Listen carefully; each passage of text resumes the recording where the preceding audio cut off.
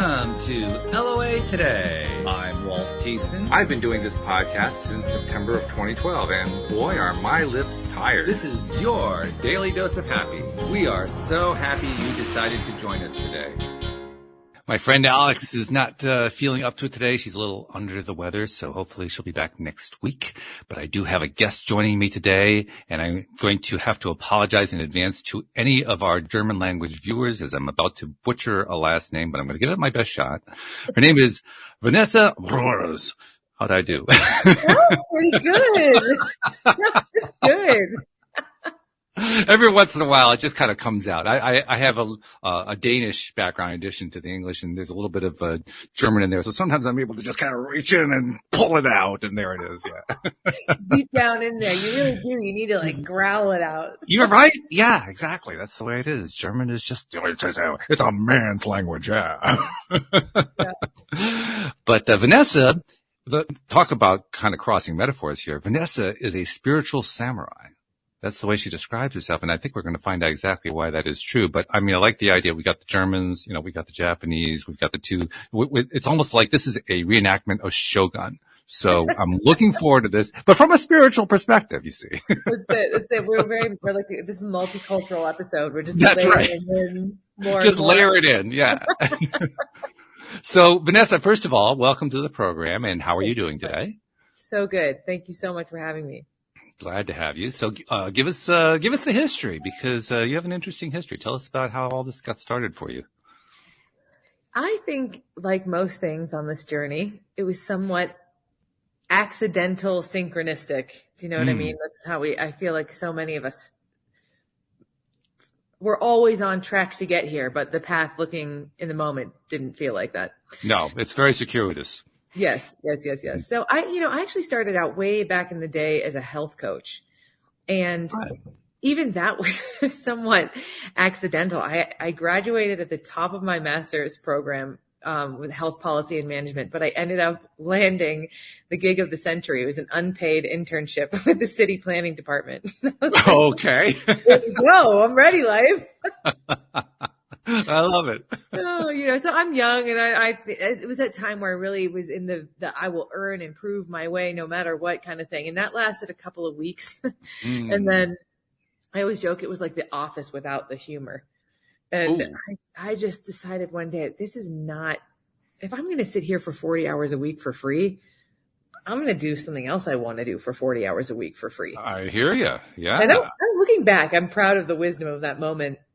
And I was curious. I have always been a learner. I love to learn. And I had always wanted to learn about nutrition. And so, but I had just finished a grueling grad program and didn't want to go back to traditional schooling. So I bumped into a friend's mother who was a health coach at the time. And it just sounded interesting. So I think that day I was enrolled. I quit my internship and it was this delightful rabbit hole of evolution. I mean, at the time it was very much, you come to me, you want to lose weight. We talk about the broccoli and the macros but it was change, and it was cool. But none of my clients ever talked about food, which confused me because they would sit down and tell me about their husband or their job or their stress. And I intuitively knew it mattered, but I didn't know why. And so as I started to just progress down that track, I stumbled into the world of beliefs, limiting beliefs and belief. And I remember the moment was like the background behind you. It was like the whole universe just blew. I was like, wait a minute, you can change how you think. You can change your mind. What? It was just so cool. And I just became obsessed. I mean, I really, really, really did. And so my work evolved, but it was still very much about using the internal to change the material, which is not a problem. It's super cool. But once I got pregnant, this sort of structure of my identity collapsed because I never saw myself as a mother. I didn't plan to be a mother. And on some level, being a mother felt like it threatened this intense professional vision that I had. Oh, okay. And even all the work I had done on beliefs, and I just couldn't see the connection. But because it was such a collapse for me, I mean, it's such a gift, and it is a gift. But for me, it was just like anything but that would have made sense in my self-perception. You know, it was like that big. And I was working with a shaman at the time, and he said, this pregnancy is a gift from God to destroy the structure of your identity because it's too small and it lacks spiritual depth. I was like, well, amen then. Talk about getting it between the eyes. Oh my goodness. When you don't listen, life gets louder. So it was an unraveling. It was such an unraveling, and it was a long unraveling.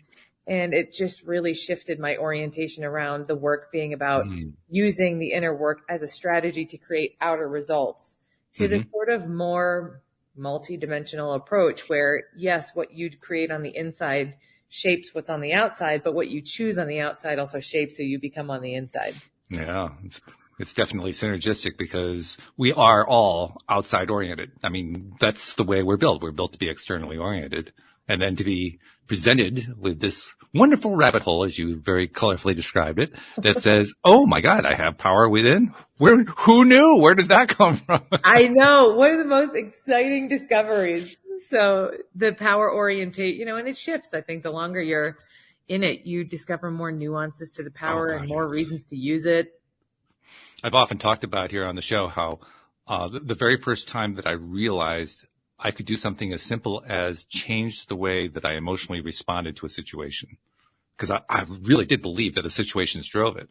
Yes. And when I actually managed to do it one time, it was shock. Yes. Shock and surprise. And oh my God, how could I have not known that? I had a really similar experience the first time I realized I could do something even if I didn't feel like it. Yeah. Same exact thing. I could work out even though I don't feel like it. I mean, it was wild. It shows how very heavily we are acculturated, how our societies just, they shape us very effectively. The propaganda is strong. And when we are faced with new data that says, well, the propaganda doesn't actually have to be true, we say, well, wait, whoa, slow down here. I can't handle this. I know. And I don't know about you, but I have also found that I was listening to I had the radio, like the car radio on, which I don't often. And the radio show host was talking about ginger and how he didn't even know what ginger was. And apparently it's spicy and it's good for digestion and it looks like a finger. And I had to laugh so hard because it kind of blew my mind that I spend so much time in this world that I forget how much of the rest of the world, still experiences life like that. And so sometimes I feel kind of crazy. But in a good way. The best way. Right? I mean, who wants to be sane once you understand what the crazy means? So good. I mean, crazy, I suppose, is a point of perspective, isn't it? Absolutely. Of course it is. One of my favorite words, perspective. Yeah. So that gives us a kind of the lay of the land. But where does spiritual samurai come into it? So as my work has evolved, the spiritual part for me is that so many people that I work with operate a lot like I did in my life. So I remember as a kid, I can remember laying in bed at night, having conversations with life, the divine, God, whatever you want to call it. I mean, just straight up conversations. And then I had a tricky childhood, to say the least. And I remember the moment that I just cut off life. I was like, I'm going to do it on my own. I remember the moment I was like 6 years old. So I spent the majority of my life just really steeped in the material. Okay. Outside, changing outside, And so when I discovered this whole inner world and deeper meaning and using all of the work as a way to go deeper into ourselves and become more of ourselves, the spirituality piece became so important. The samurai piece is that the samurai is precise and what's the other word? Like, I will slice you with my blades of truth if I have to. Okay. And the second is that I really feel passionately about shifting the conversation in spirituality and personal development to one who's not afraid to die on their own sword in the name of liberating other people. So I don't want to try to come across done, there, perfect, And as a samurai, like I'll die for the cause, so that's where that piece comes from for me. It's funny too, as you were describing that, the image that came to my mind was of a samurai wielding a sword. And it's almost like there was a caption underneath the cartoon. It was that kind of thing. And the caption said, "The sword cuts two ways." Oh, cool.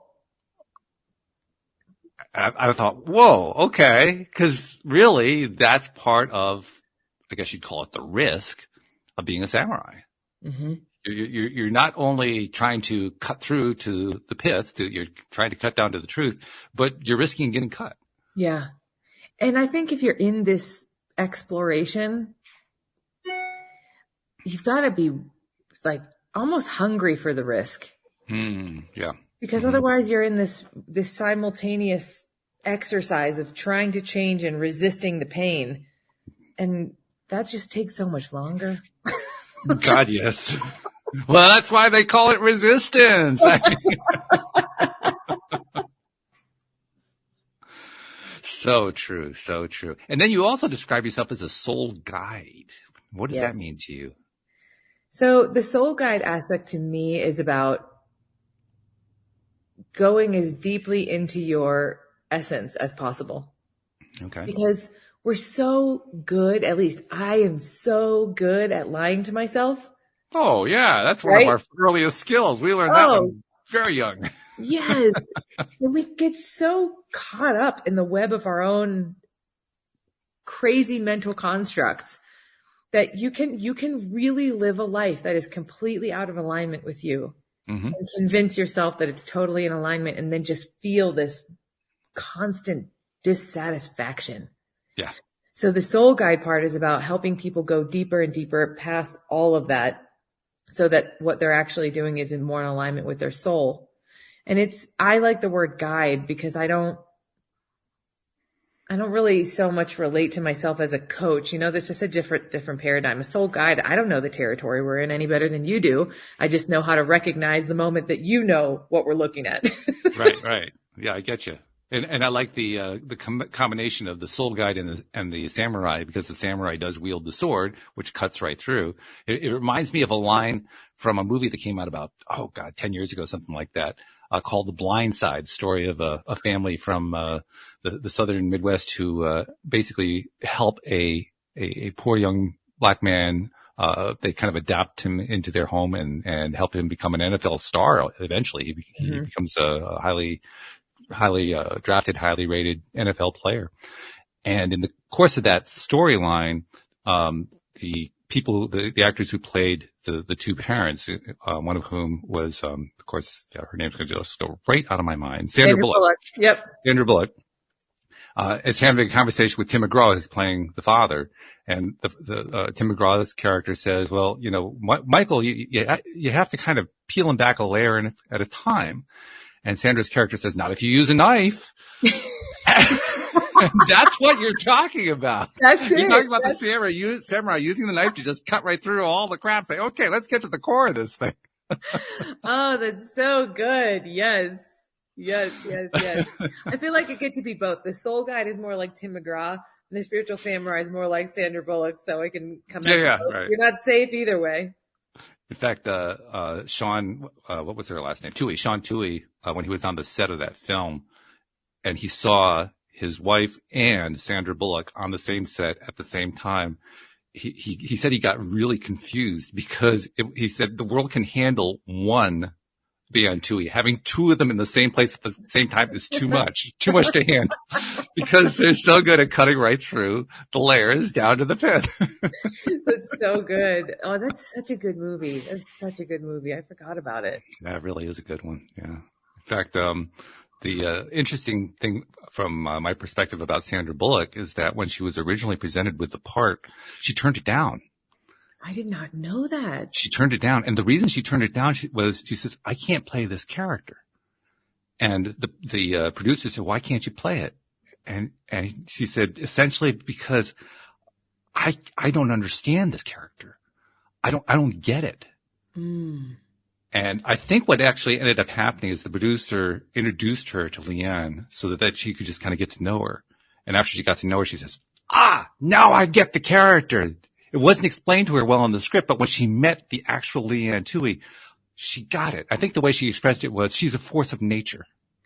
Do you know why I love that story so much? I mean, aside from the fact that it's such a cool story, right? It's such a good metaphor for how in the process of going deeper into the realm of law of attraction, you have to almost relate to yourself that way, your past and future self. Yes. Because if you're in this space of self-rejection, that makes it really hard to manifest what you want. You can't understand why you have this resistance, why you behave this way, why you do these things. And so you reject it. I don't want anything to do with that. And then similarly with the future, I couldn't be that. I don't see that. But then the moment you deeply understand yourself, it syncs up and all of a sudden you get to replicate. It's true. Well, in my case, not only did I not see it, I wasn't even aware that there were resistance levels. When I first got presented with the idea of resistance as why I was having trouble manifesting what I wanted, I said, okay, where is it? Where's the resistance? I have no idea where it is. Is there like a switch I'm supposed to turn off? Because I have no idea where to do this. Wow. So what do you mean? You just didn't know how to recognize it, or? I think part of it was I didn't know what was meant by resistance. And I didn't really know where to look within for resistance because like so many people, particularly from my generation, we weren't encouraged, societally to go within. I mean, for generations, people were discouraged from going within. I mean, religions taught against it and, entire social structures were built around, oh, no. Trust the society, trust the external, trust the people, trust the things that are tangible that you can, actually touch and feel and sense and so forth. And the idea of going within was kind of radical, to say the least. So when it came to actually having to do that in order to understand why it was that this law of attraction thing didn't seem to work for me, it was a little traumatic, to be honest. It took a little doing. I mean, I was intrigued, don't get me wrong. But honestly, it was one of the reasons why I started doing this podcast because I didn't fully grasp it. I didn't get it. How do you do that? How is that? And how does that actually work? I mean, okay, let's say you are actually able to go within and you're able to make your connections and blah, blah, blah, blah, blah, and you cut through all the resistance. But what's actually happening physically? Like, how does this vibration thing actually work? Because there was the science side of me was saying, yeah. Okay, this is a bunch of hooey. This is that woo-woo side. I'm not sure I like that part so much. I had to come to terms with that somehow. Because I was also, the reason I became involved in doing this podcast in the first place was my business had gotten wiped out by the 2008 financial crisis. And my wife's business has gotten wiped out. So we basically went from okay to broke instantly. And I hadn't done anything wrong, according to what I'd been taught up until that time. I had done everything I was supposed to do in order to run a successful business. And yet here I was out of business instantly. I said, how could that be? That's what opened me up in the first place to even consider this whole law of attraction thing, which probably 2 months before I thought was nonsense. But now it's like, well, geez, I don't have the answer. It's got to be somewhere else. Maybe that is it. I don't know. So I started to investigate it. But again, that's when I ran into this whole question of resistance. How does resistance work? What is resistance? And all I could think of was, electrical resistance. Okay, I can get the idea of electrical resistance. And that's what ohms are all about. So how does that work with a human being? I have no idea. Well, that's what led me to do a podcast. I had to learn from somebody. Wow. That's really cool. I'm sure that helps relate so much. Again, when people are in the same place that you were, you can help them navigate it. And, of course, that's what we go through so that we can lead it and teach it. Well, it was actually kind of a shock when I found out I had listeners. To be perfectly blunt. I mean, it's literally the only reason I started the podcast. I get that. I really understand that. I get that. This was like the early years of podcasting. And the only reason I started was, well, if I could do a podcast, I can have experts come on. They can teach me for free and I don't have to spend any money because I don't have any money to spend anyway right now. Yeah. So why not do it that way? And then, oh my God, there are people listening. I hadn't thought of that. Oh yeah. It's a podcast. That's right. It's so good though. It's the Fool and the tarot deck. It's just that, let me just leap that way. That looks like a good next step. Right. It's so innocent and curious. And I mean, vibrationally really effective choice for law of attraction. It is. Yeah. It worked out great. And the best part was that I found out kind of like what we were talking about before we got started here is I found that I loved doing it. I didn't expect that part. That was the cherry on top.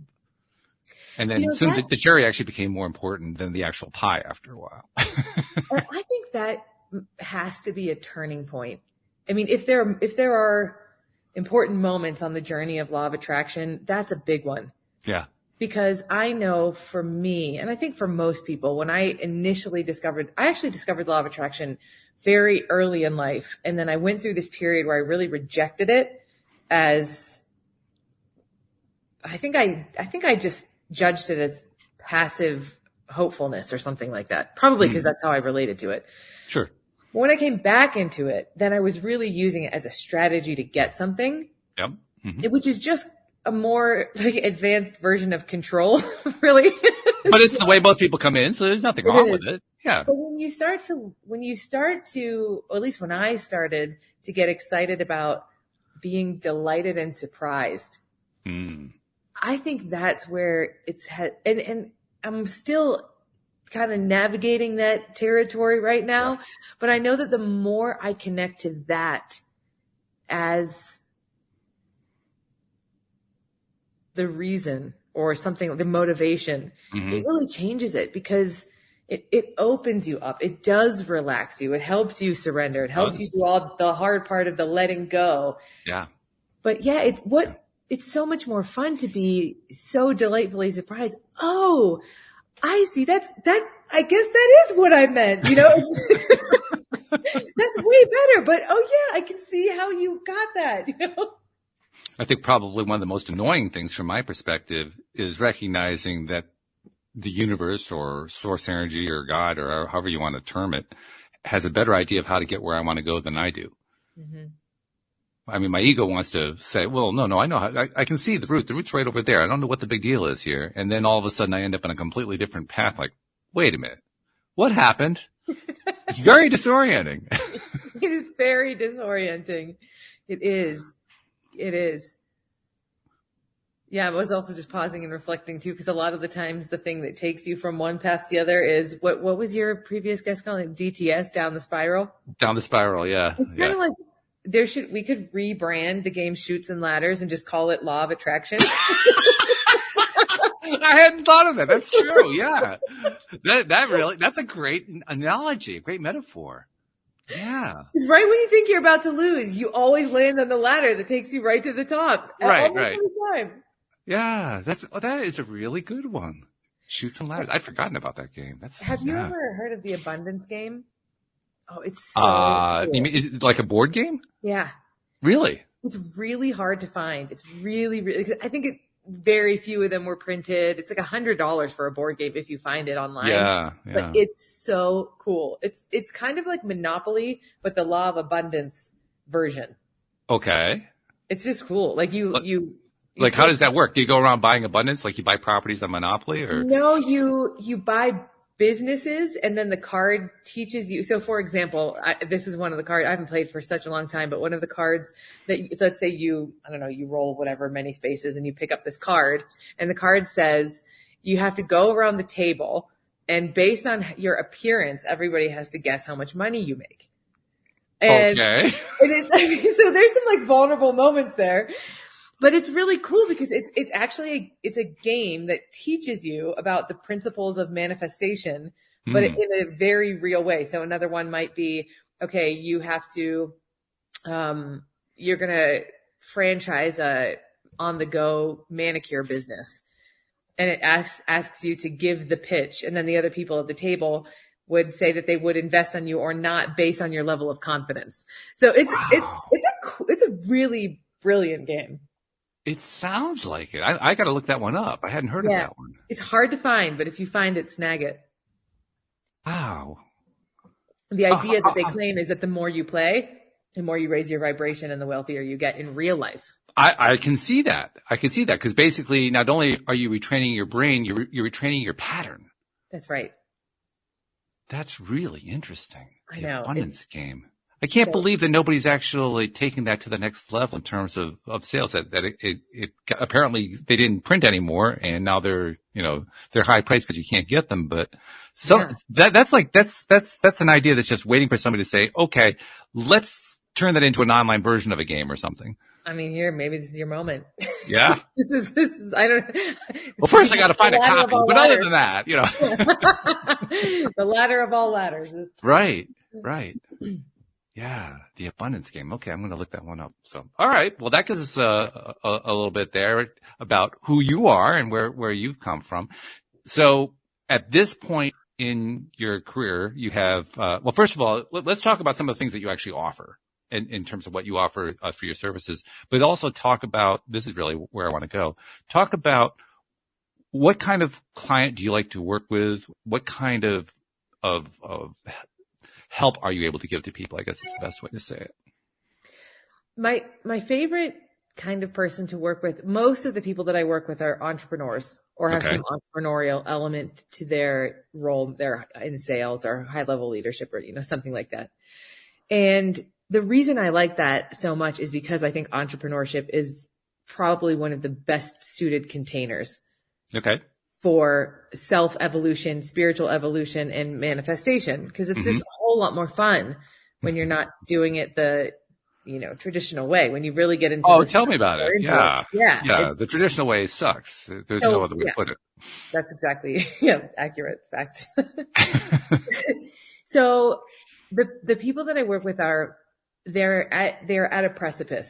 Is what I like to call it. They can feel that there's like a bursting through feeling that they're really like, I gotta get through this. I hesitate to use the phrase next level because I think it promotes this idea that, I don't know, there's some linear video game or something that we're all involved in. Yeah. Mm-hmm. But certainly they can feel like there's a deeper, more expansive version of them that's wanting to be on the planet instead of the one that they are. Mm-hmm. Okay. At the same time, there's something very material that they're working toward. Yeah. And so what I help them do is basically blend the two. It's to finally let go of control so that they can play with source in a real way. Not like I did, which was like the strategic way to pretend that you don't know that you're pretending to be source. And also I really help them up their self-mastery in terms of leadership, skill, execution. So there's a very practical element. And there was one other piece, but yeah.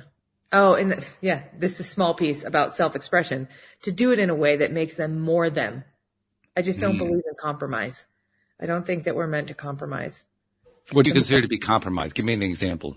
In order for me to, making this up, triple my income, I need to take away the time in the evening that I spend with my daughter. Okay. So basically all the different ways that we say to ourselves, all right, I've already put out there what I really want, but here are the limitations I'm dealing with. So I'm going to think in terms of the limitations. Yes. Mm-hmm. So I call it precise pleasure. It's not just what you want. It's what you want exactly how you want it. Okay. And I also think that this is a huge, at least for me and my hypothesis, hypothesis for a lot of people is that this is a big, this creates resistance and manifestation. Because if I only commit to allowing myself to see that what I want is $500,000 in my revenue, but I won't let myself see that I also only want to work 3 days a week. Mm-hmm. Because I don't think that second piece is possible, I'm not going to be able to get my whole self behind the vision of $500,000. So we have to let the precision of the whole vision come together. So I think this is what I'm most excellent at. And this is where the samurai swords become really useful, because it's not just about chopping away,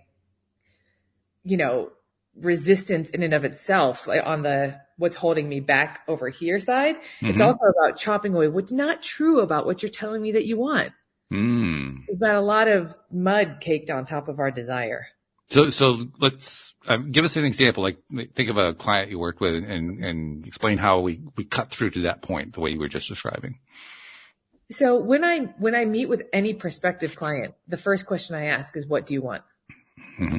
And this is where my spiritual samurai comes in, because I can just feel when it's not the whole thing. Most people will tell you, most people are aware of 80% of what they want, but they won't let themselves have the other 20. And it drives me crazy because I can feel it. I'm like, no, tell me the whole thing. Tell me the whole vision. So let me think of an exact client. This is a fun one. So one of my clients was a director of a really big global organization. And when they arrived, what she said was, I want to be a better leader. I want to be more inspiring. I want to lead people. And it's all good. Like I'm here for that. And I don't feel desire there. I feel interest, inspiration, integrity, but not like, I want it, And so as we started to dive deeper, what she really, really wanted was that, and to be fully expressed in her creativity, but she had no idea what that meant. Okay. It just kind of fell out of her mouth one day, and then I just wouldn't let it go. And I remember her even saying to me, man, you're really hung up on that creativity piece. Like she really didn't see it. It was such a desire, such a blind spot for us. And so I just couldn't let it go. That's the precision part. I'm like, no, that's it. What's there? What's in creativity? So as we started to peel it back, she ended up creating the idea to start a couture bag line taken from that. She creates geometric art from the photographs she takes on safari. Okay. And so this was the desire that was hiding behind her, I want to be a better leader, which is not a bad desire, but it's not the whole thing. Yeah, you can tell that it's missing a big piece. That it was an unstated piece, and yes. I can see easily. I think anybody can see easily how. Well, of course, she's not going to state that part because that part's so unrealistic anyway. So let's just aim at being the ideal leader. Yep, and I mean, the business is growing like freaking crazy because it's so aligned. That's an important point. The law of attraction should be called the law of alignment.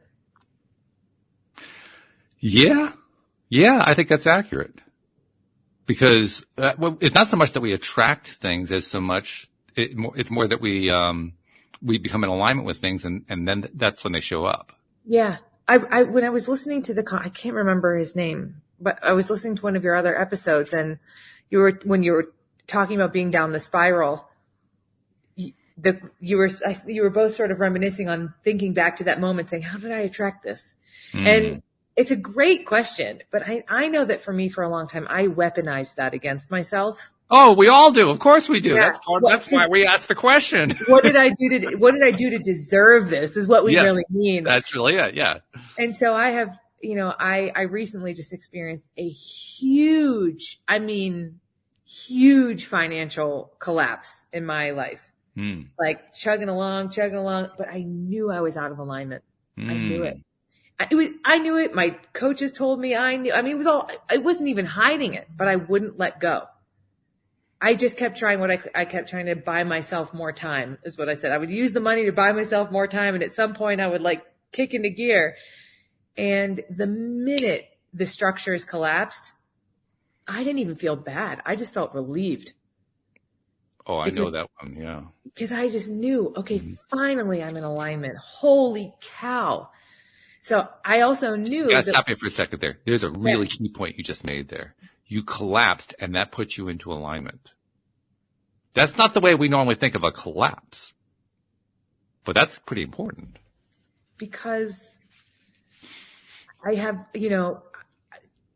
graciously, I've done the work to finally understand that self-punishment is just not effective. Well, I think I disagree with that. It's very effective, just not in the right direction. Yeah, that's right. That's true. It's very okay. Nice nuance there. That's very true. It's not effective in helping me feel better. Yeah. There you go. Have better. But yeah, it was just this deep knowing that I know what alignment feels like. I knew I was out of alignment. I know that my human doesn't love what's happening. But the soul part is like, it's just a breath. Do you have any clear sense? This is a question I've asked myself for a long time, and I've gotten some interesting answers from many really experienced and knowledgeable people, but I'm curious to know what your answer is on this. Why do we hang on so fervently to being out of alignment? Because we do. We all do. I love the question. I've never been asked that question, so let me think about it for a second.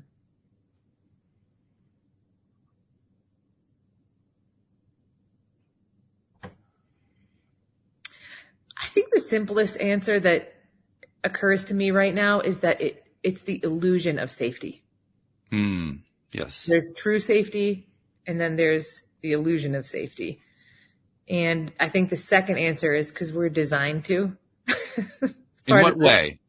You know, my belief is that we incarnate to be human, to forget our true essence so that we can remember. Okay. And so I tend to look at things from the ego perspective and the soul perspective. Mm-hmm. And usually the ego and the soul are trying to get to the same place, but for different reasons and with different methods. Sure. Okay. So the ego's strategy is to self-preserve at all costs, to protect safety, and to win for the purposes of self-inflation, basically. And so the same human and soul could have the pursuit of financial wealth, but the ego is going to do it from a very different place than the soul will. So the soul strategy is liberation, I think, at all costs, because the soul is infinite and nothing can really hurt you. So whatever is necessary for my expansion, let's have it. And then the purposes of the material external other elements are for joy, generosity, indulgence, you know, in the most fun ways. So it's not so much that the ego it's like the ego, one of my favorite phrases, the ego knows nothing of being and will try to save itself through doing. Okay, so I'm going to bring another piece in here because this is a part of something that I've always found to be very fascinating. Because the word ego, where it originally comes from, it comes originally from Latin, and ego means I. So it is nothing more than the word we currently use to describe identity. Mm-hmm. So if we take what you just said and kind of do word substitution, our identity is essentially trying to do and get us to where we want to go in a way that is not the way our true selves, otherwise known as souls, would do. Yeah. I'm thinking, well, that's really, really wild. Our identity doesn't want to work the same way that our souls want to work, our true selves. Why is that? My answer to the why is that is so we can experience true abundance. Meaning that even when we experience, so when we have an identity collapse or something happens that, you know, really makes us feel like we're dying, Mm-hmm. I call that self-annihilation, ego annihilation, really feels like death. But if you let yourself go through it, it's like you get to have these resurrections over and over and over in life. And the more I experience those moments, the more I really get to feel I'm always good. I'm always okay. I'm great. And I think that part of why they operate in opposition like that is so one can experience clinging to safety, fear, freak out. So if you can get through that, then you get the really good stuff. What's your thought on that? That's certainly in alignment with what many other people have suggested to me. I like the way you word that. There's a part of me that, talk about resistance, that resists the idea because I have trouble believing that my identity wants to be separate from my inner self. It's not so much that it wants to be separate. If anything, I think it most desperately wants to be united. It just uses the complete approach that takes it separate. So it's more unintentional and accidental than anything. Yes. Which is why I always say if there's ever resistance, you cherish it, love it, like it's a 3-year-old little kid who is disoriented and upside down. Doesn't know how, I have a 3-year-old, that's why it comes up. When she is in a tantrum, oh my goodness, 3-year-olds talk about power, holy moly. No kidding. Wow. But we want to talk about regenerative energy. Can we just like hook toddlers throwing tantrums up to something? I feel right. Good. You probably fuel a few cities that way. For sure. So when she's in that state, she is just, you're not my mommy anymore. I don't love Oh my you. goodness. She's hardcore. She's like teenager. She's a three-nager. A three-nager. Yeah. Thrashing around and kicking and hitting, and she'll do anything she can to keep me away. But all she wants in that moment is she's like testing my love. Will you still love me here? Will you still love me here? Will you still love me here? And to me, that's how the ego behaves with the soul. It's not that it wants to be separate. It's just a 3-year-old throwing a tantrum that has no idea how to get close. Really interesting. So what you've done is you found a very nice, neat way of describing what poets have tried to describe for generations, which is how do we deal with all of these aspects of ourselves being alienated from ourselves? You just kind of tied into this nice, neat little package. Thank you. I don't really experience myself as like really articulate, so that was really lovely to have reflected back. Oh, you're very articulate as far as I'm concerned. Articulation is really nothing more than the ability to say what it is that you're thinking and feeling, and you did that beautifully. So congratulations, you are articulate. Thank you. Thank you. Which I would think you would have to be as a coach. You know, you're trying to be that spiritual samurai, trying to help them guide themselves back to that alignment with their soul. The method that you approach with is, cut to the core. Don't just peel off layers, just slice right through. That's right. Well, you've got to have that ability to express it in a concise way, in a cutting through the layers way, if you're going to be a successful coach. So I would hesitate to not suggest this, that you already knew that you were articulate. You wouldn't be a coach otherwise. I received that. Thank you. We are funny creatures, we human beings. We are. One of the things that I think really helps, I was talking to one of my clients earlier this week, and he was really upset with himself and really in a shame spiral because we have really been working on creating a life in alignment. And it's really, quite honestly, terrifying work to do. Sure. Because a lot of the times as we create an alignment, the things that are out of alignment fall away, even if we're not quite ready for them. But sometimes they fall away in really painful ways. So this person was really upset because they were really upset with the way they had handled, like in essence, they sabotaged an ending that could have otherwise gone off a couple more weeks, probably pretty easily. They were really beating themselves up about it. And so as I sat with him, I said, well, what do you think he was really in that space of I did a bad thing and I'm a bad person. And why could I have why did I have to make this so hard for myself? Why couldn't I have just let it unfold in this other way? And so I said, well, what's your answer to that? You're not really asking a question when you say that. You're just accusing yourself of not doing it. So if you were to really ask that question, what would the question be? And I ended up discovering this was a really innocent attempt to kind of regain power in a situation where he felt like he had no power. And so what I said after he saw that was, and I'm just sort of muddling the details a little because it's a very personal story for this person. It's really masterful the way that our ego messes things up, as we experience it. And I think when you can take on the perspective of sort of like delightful curiosity, and also like I'm sometimes pretty impressed by the way my ego can sabotage and mess things up. I'm like, that's actually brilliant. I don't like it. I want you to stop, but wow. It's true. We have tremendous ability. I mean, your 3-year-old demonstrates it on a regular basis, but it's all of us. We all have a tremendous ability to just create very imaginative ways of undermining ourselves on a regular basis. I remember the current coach I'm working with is a woman named Jessie Johnson, and she's so brilliant. And her zone of excellence is that if it's kind of like, for some reason, the image of, remember Where's Waldo? Yeah. The book Where's Waldo? Yeah. It's like if you're talking to her and all of your subconscious strategies to undermine yourself are all in the room. Those are all the other characters in Where's Waldo? And she can just look at, she's like, no, that's Waldo. All the other ones aren't.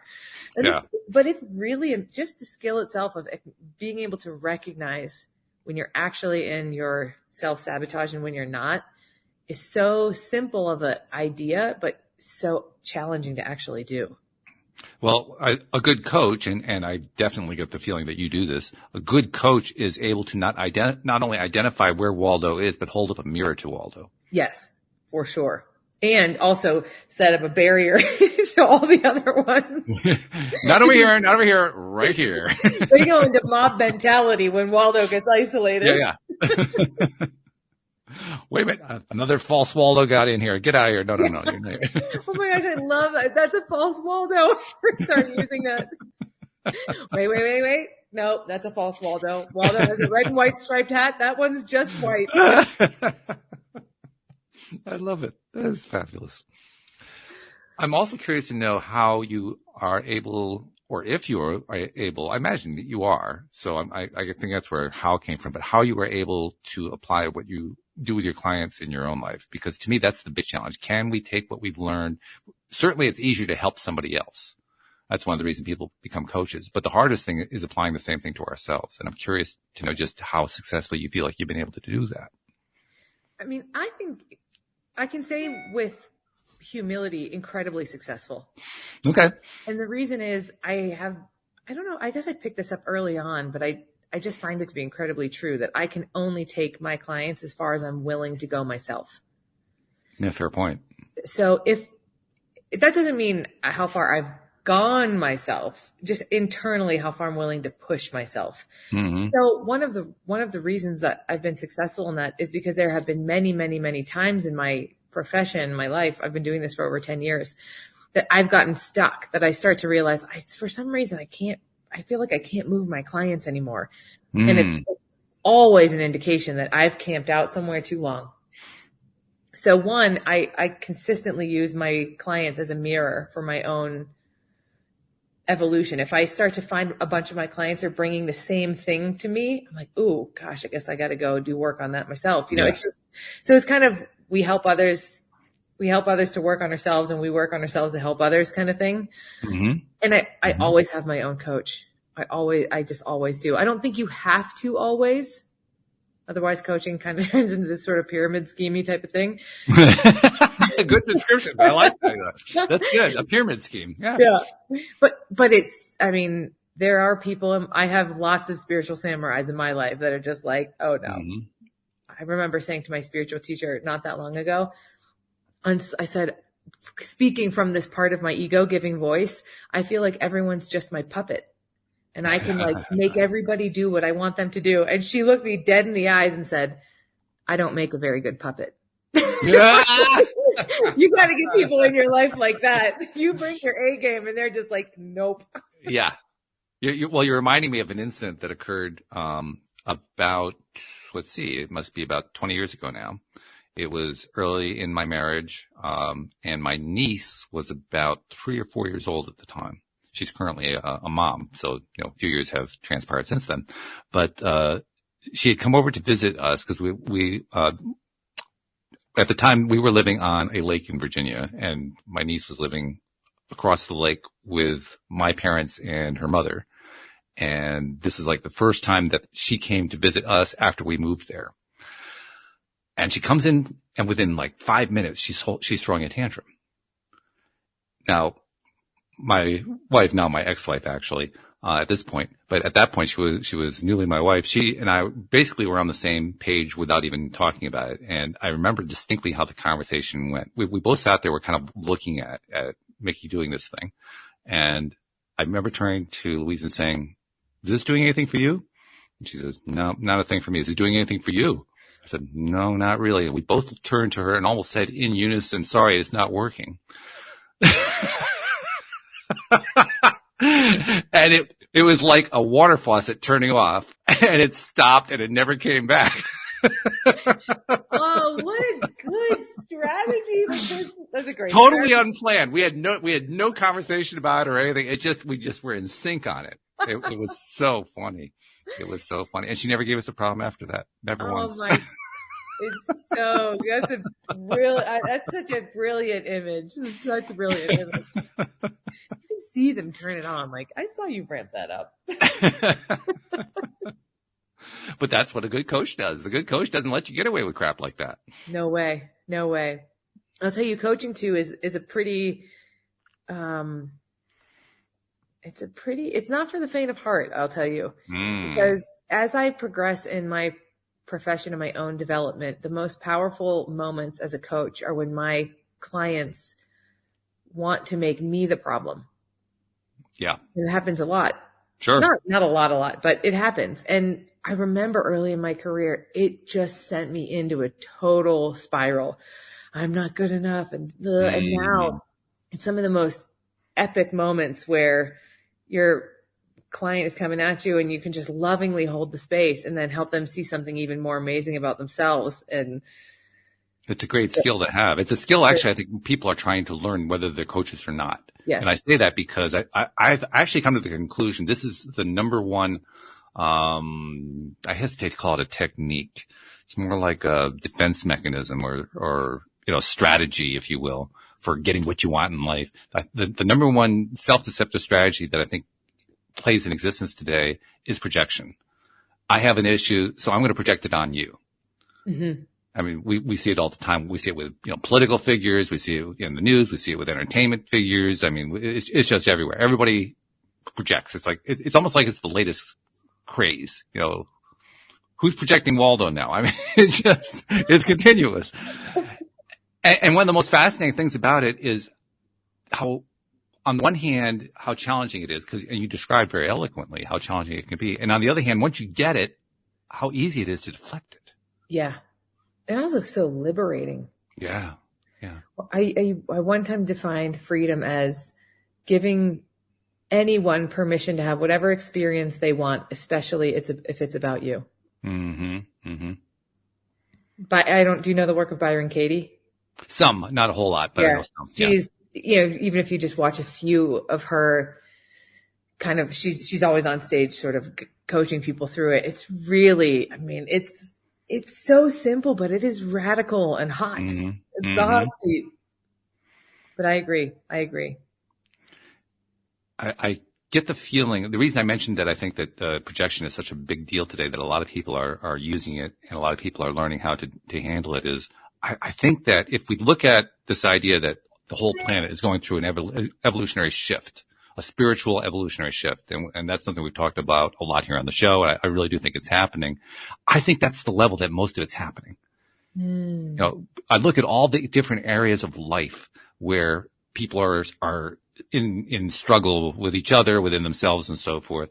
I look at the political struggles and the violence and the wars and all that stuff, and it's the same thing over and over again. It's I'm blaming you for what I'm doing.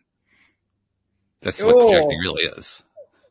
I'm blaming you. I don't know if I've ever heard that simplified down to that sentence. But that's what projection is. Projection. Yes. I have this pattern, so I'm going to use it against you. Yeah. Because it's really all your fault. Right. Yeah, I would agree. I think I would agree with that. I hadn't thought about that in terms of the planet in that way, but I think you may be onto something there. And the fact that there are so many of us, I won't say everybody, it's always dangerous to be that all encompassing, but I would say there's a large chunk of the global population that's wrestling with trying to understand how to deal with that particular issue. Yes. And in many cases doing so successfully, but as with any of these kinds of self-explorations, it's a grind. It's like one tiny step at a time and 3 steps back and all that kind of thing. I found a really useful lens to shift that in my life. What's that? Is looking at my world through the lens of codependency. Oh, yeah. Yeah. And I like that because I think codependency is typically reserved for the extreme relationship dysfunction or extreme personal dysfunction, addiction. But if you are willing to look at the places in your life where you are being codependent, this is where we're martyrs. This is where we're rescuing. This is where we're people pleasing. It's all versions of codependency. Right. For me, it was such a helpful frame because it just seemed so over the top to describe them as codependent that it was a way to pierce right through and be like, oh, I'll be darned. It sure is.